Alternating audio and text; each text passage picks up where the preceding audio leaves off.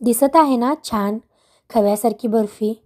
तोंडात घातल्यावर अगदी मऊसूत आणि गोडसर लागणारी. चला तर मग पाहूया आजची ही रेसिपी. सर्वप्रथम गॅस मंद आचेवर ठेवून कढई ठेवायची आहे. त्यानंतर त्यामध्ये अर्धा कप तूप टाकून घ्यायचे आहे. तूप छान असं तापून झाल्यानंतर 1 कप गहूचे पीठ त्यामध्ये टाकून द्यायचे आहे. टाकलेले पीठ तुपामध्ये छान असं एकजीव करून घ्यायचे आहे. तुपामध्ये जेव्हा आपण पीठ टाकतो ना त्यावेळेला गुठळ्या होतात, त्या गुठळ्या छान असं काढून घ्यायच्या आहेत. गुठळ्या काढून घेतल्यानंतर पीठ छान असं एकजीव होते. बघा तूप आणि पीठ किती छान एकजीव झालेले आहे. एकजीव झालेल्या पिठामध्ये मी इसेन्स टाकून घेणार आहे. पायनॅपल इसेन्स आहे तो. तुम्ही छान फ्लेवरसाठी वेलदोड्याची पूडही टाकू शकता. पायनॅपल इसेन्स टाकून झालेला आहे. परत पीठ छान असे एकजीव करून घेऊया. आता यामध्ये मी 1 कप दुधाचा वापर करून घेणार आहे. हे 1 कप दूध मी सगळं काही टाकणार नाही तर थोड्या थोड्या प्रमाणात टाकून घेणार आहे आणि परत त्याला छान असं हलवून घेणार आहे.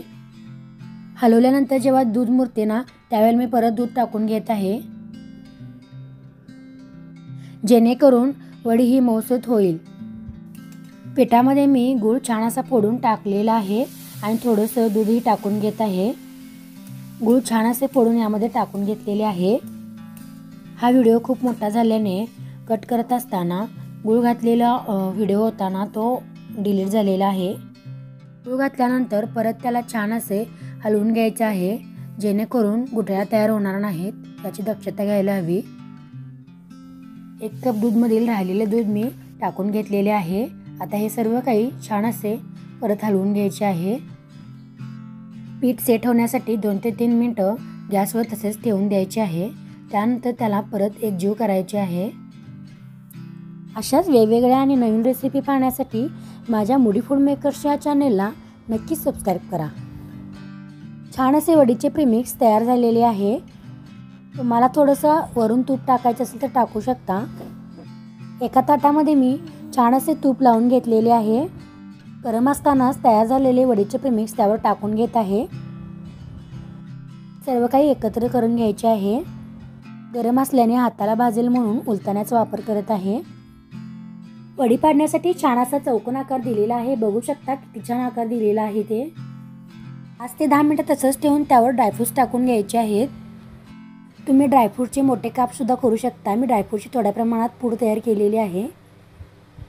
छान असे ड्रायफ्रूट्स टाकून झालेले आहेत. 5 ते 10 मिनिटं झालेले आहेत. आता वडी पाडून घेऊया. वडी पाडण्यासाठी सर्वात पहिला उभे काप करून घ्यायचे आहे. त्यानंतर आडवे काप करायचे आहे. तुपाचा आणि गुळाचा वास इतका छान येत आहे ना, कधी वडी फस्त करेन असे वाटत आहे. तुम्ही ही रेसिपी घरी नक्कीच ट्राय करून बघा, तुम्हालाही आवडेल. चला तयार आहे छान अशी मऊसूत आणि जिभेवर त्याची चव रेंगाळणारी, अगदी कमी वेळेमध्ये फटाफट होणारी गहूच्या पिठाची बर्फी. तुम्ही ही रेसिपी नक्कीच ट्राय करून पहा. ही रेसिपी आवडल्यास नक्कीच लाईक करा आणि तुमच्या मित्रमैत्रिणींना शेअर करा. भेटूया पुढची रेसिपी घेऊन. धन्यवाद.